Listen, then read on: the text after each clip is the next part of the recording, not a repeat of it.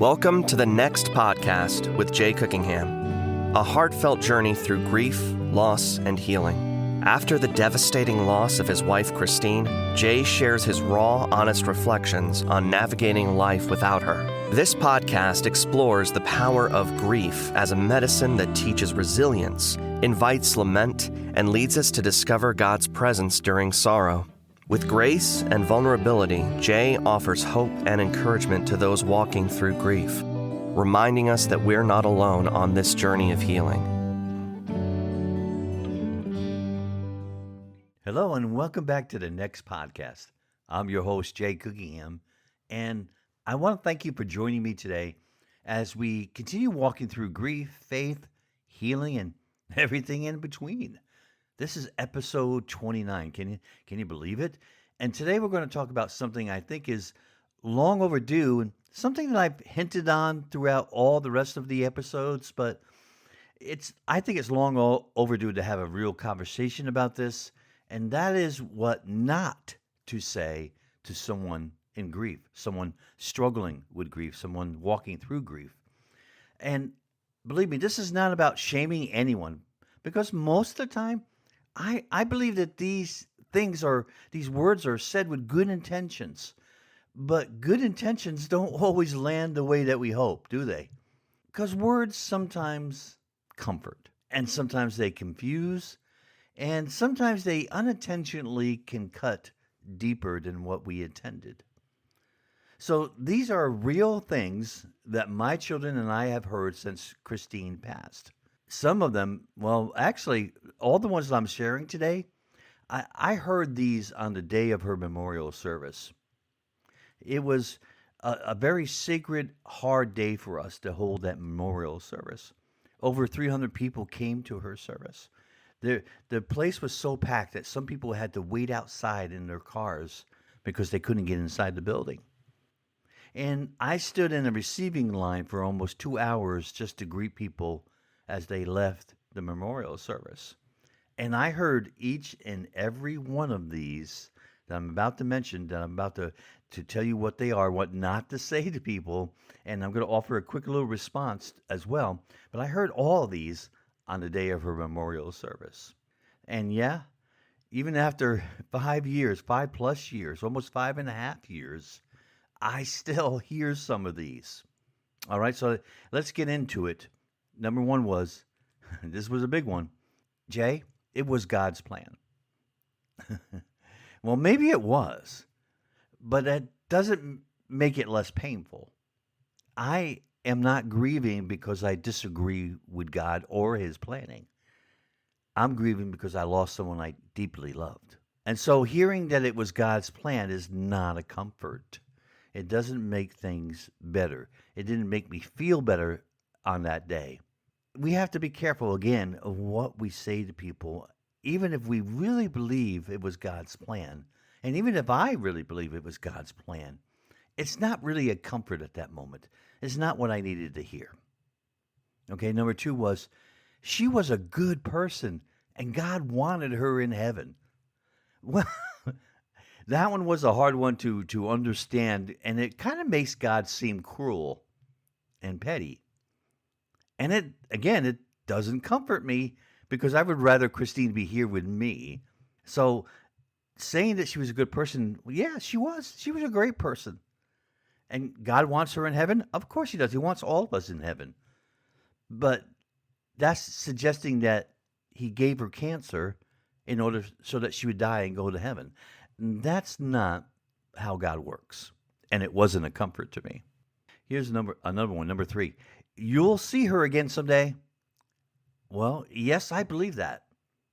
I believe that with all my heart, that I will see Christine someday. But right now, I miss her. I would like to see her today. Telling me about the future doesn't take away today's pain, is what I'm saying. I miss her. I long to see her every day.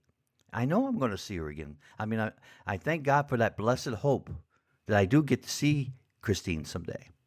But I would really love to see her today. So saying that doesn't redefine hope for me or give me hope.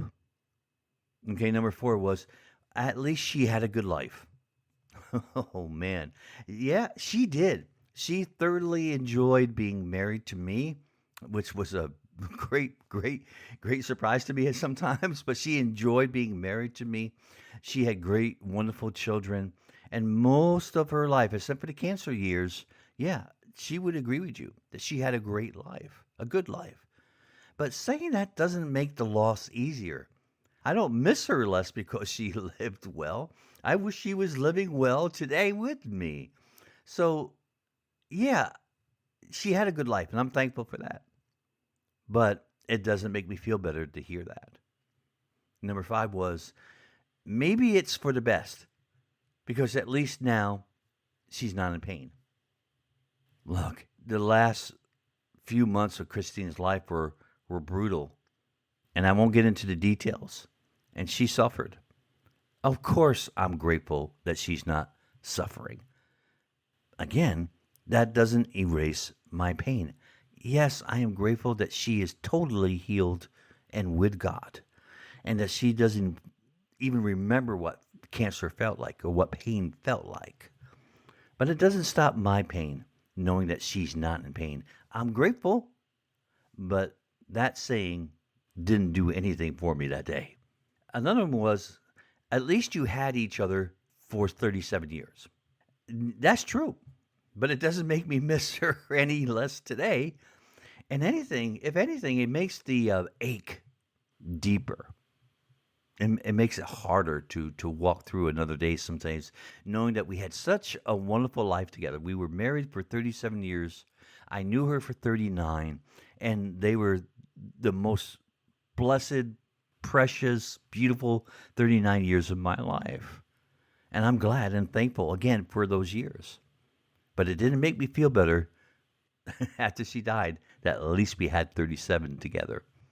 These things we say to each other sometimes, I know they just come out, and sometimes they come out of our woundedness. I believe this came from a person who had not had a good life or a good married life, and they were kind of expressing that to me with this comment. I get it, but we have to be careful that we don't push our own pain on someone whose pain is fresh and new, and say things that are just not fruitful. All right, this one I heard a lot. God needed another angel. Well, God doesn't need anything, and Christine didn't become an angel. People don't become angels when they die. She was a daughter of the king, and I'm sure that Father loves having her in his presence fully and forever and without pain. I'm sure, but he doesn't need Christine to be in heaven. And they certainly, people don't become angels when they die. They don't become angels. I believe my wife was an angel here on earth as far as the way that she treated me. She was always kind and compassionate, but she didn't get wings when she became a full resident of God's kingdom in eternity. Okay, all right. Number 8, it was her time. Her job on earth was done. Okay, that's not comforting because it sounds kind of dismissive. It's not our place to determine whether or not anyone's purpose was fulfilled, and that suggested to me that the life that we had together. God said, "Okay, that was done. That's over now." It just sounds dismissive, and it doesn't sound like Father's heart to me. And again, certainly it was not comforting. Maybe her job was done, and maybe it was time for her to go home. It is appointed for once for man to die, and I get that, but we were making plans on so many levels for so many future things. And so it feels kind of incomplete sometimes when I'm dealing with my grief that our job as husband and wife was not done because of the effect that we had in other people's marriages. So I feel like our mission wasn't done yet. So that phrase that her job on earth was done, maybe it's true, but it's not a thing to say to bring comfort to someone who's dealing with a very fresh loss. Number 9, she's in a better place. Well, I believe that too. Of course I do. Heaven is a better place. To be fully in the presence of God forever and ever and ever. Yeah, that's a much better place. But I also wish that she was here with me. Of course I do. I loved her very deeply. So yeah, she's in a better place, but I feel like I'm not because she's not here with me. So that's not a comfort either. So let's rephrase from saying things like that to each other. Number 10, there's a reason for everything, Jay. Yes, I believe that. But when someone is hurting, it again, this feels like a dismissal and not comfort. Of course, there's a reason for everything, but grief produces a lot of misunderstanding. And you've heard me say this before. I, in my journey here, have been trying to misunderstand less because it hurts and it's confusing and grief will mess with your emotions and all that kind of stuff. So I'm not really looking for a reason.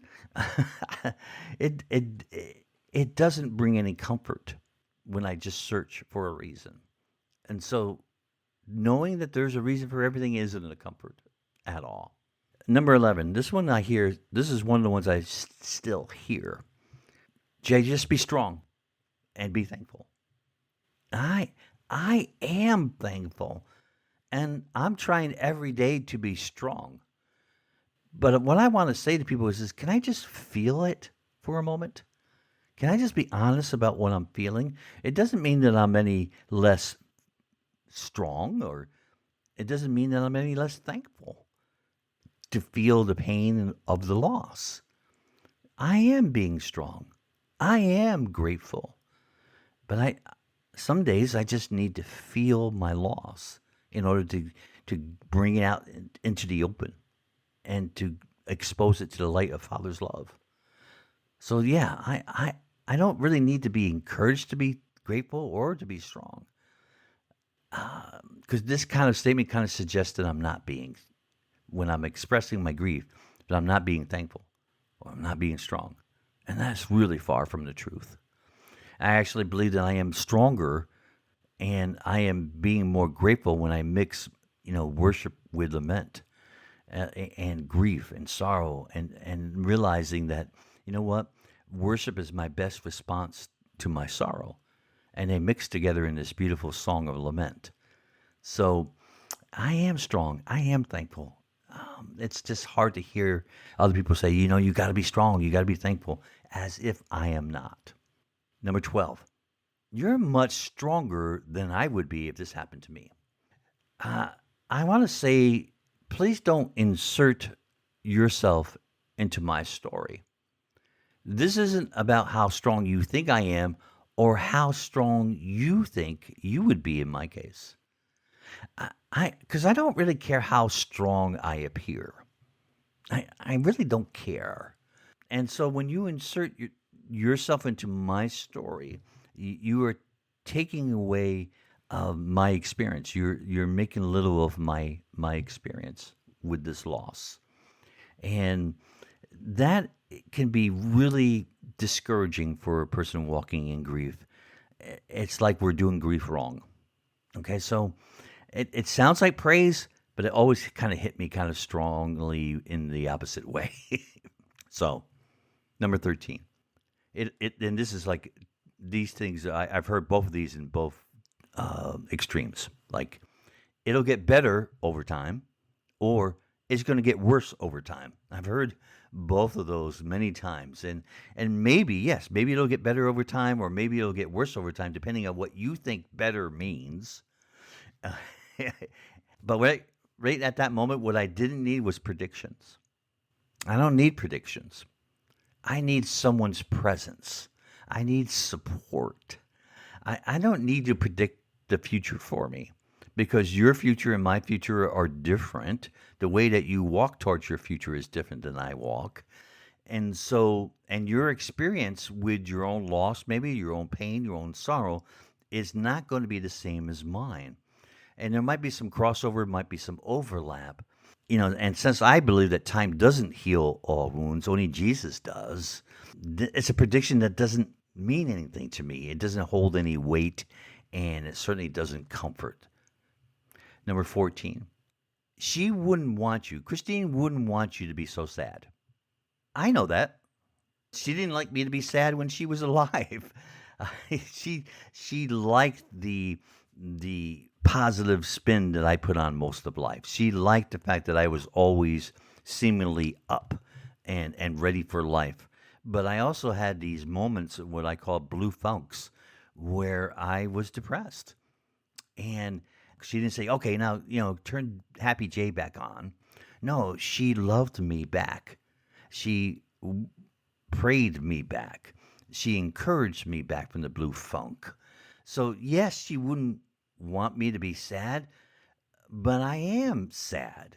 So I just need room to feel it because that's really what Christine allowed me to do when I was sad or when I was happy. She allowed me to feel both of those things without course correcting me. So yeah, maybe she wouldn't want me to be so sad, but I think I know my wife better than you do. And she would not just throw a statement out there, don't be sad. She would say, why are you sad? What is going on? What are you thinking? What are you feeling? She would encourage me out of that place. And that's the beauty that my wife was. Okay, number 15 and the last one. I know how you feel. And I want to say this, and please hear this. And I want to say this, I'm not trying to say this in a harsh answer, but I know how you feel is, well, let me just answer it this way. No, you don't. And that's okay. Grief isn't a comparison game. Let me be with mine, and I will let you be with yours. I won't compare my grief to your grief either. So we're in loss when you lose someone you love. There is a crossover. There is a overlap, but all our griefs are different. Losing a spouse is different than losing a child. Losing a child is different than losing a parent. Losing a parent is different than losing a spouse. I mean, go on and on. They're all different. And so we have to be careful with this one because we really don't know how the other person feels. We think we know. I had a friend who lost his wife as well.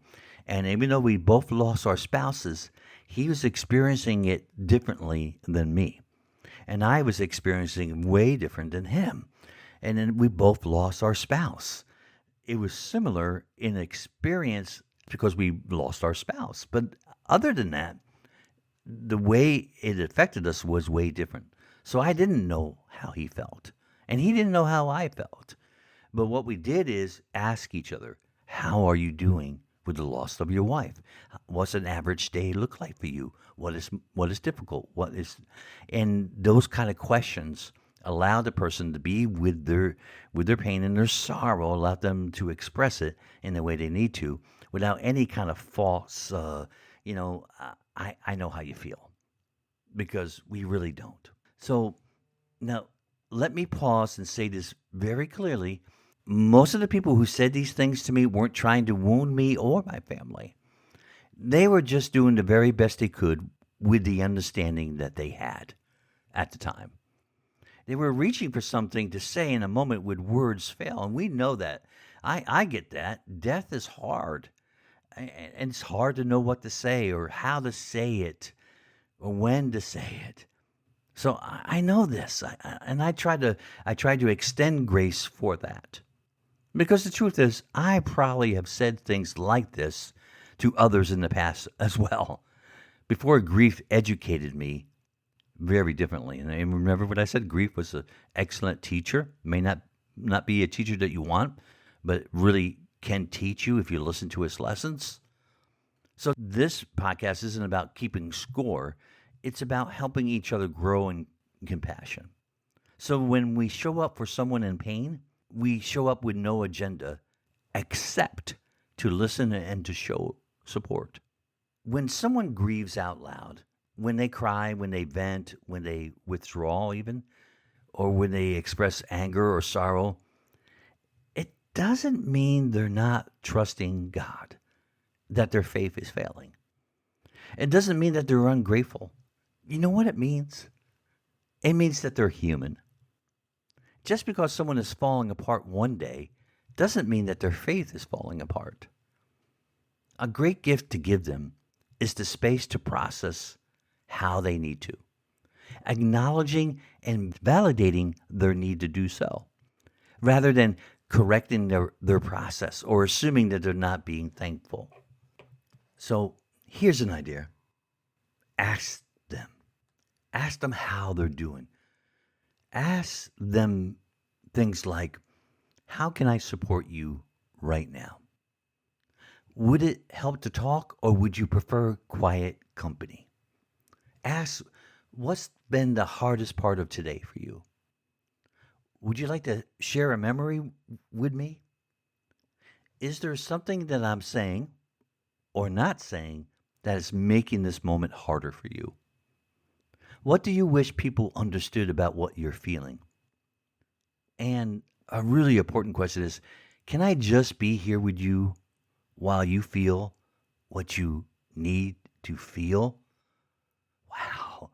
These are some of the questions that we could ask someone instead of just making these blanket statements that we make sometimes when someone is going through grief.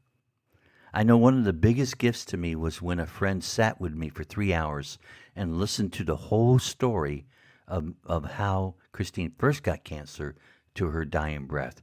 And he did that without interrupting me, except for like a clarifying question about a certain thing that I just said. But he allowed me to talk and cry, and he cried with me as I shared this story. To this day, one of the greatest gifts that anyone has given me during this time. Maybe instead of just worrying about what not to say, we can come along someone and just be with them as they're trying to figure it out. Because believe me, I don't know what to say sometimes too. I don't know how to express my grief. I don't know how to identify the certain pain or emotion that I'm feeling at the moment. And so someone just to sit with me and allow me to process that out loud is a tremendous gift. And I appreciate when people do that. And I try, and I'm trying very hard to learn how to do that better for other people. Because I believe that that kind of response communicates support without judgment and lets them know that you are willing to walk with them through grief and you're not trying to fix them. I've learned that sadness and loneliness and even anger don't cancel out our trust in God. In fact, it's because I do trust Him that I bring all my stuff, all my full self, pain and all, into His presence. For me, I want people to understand, as best they can, that I am moving forward. I am choosing life every day.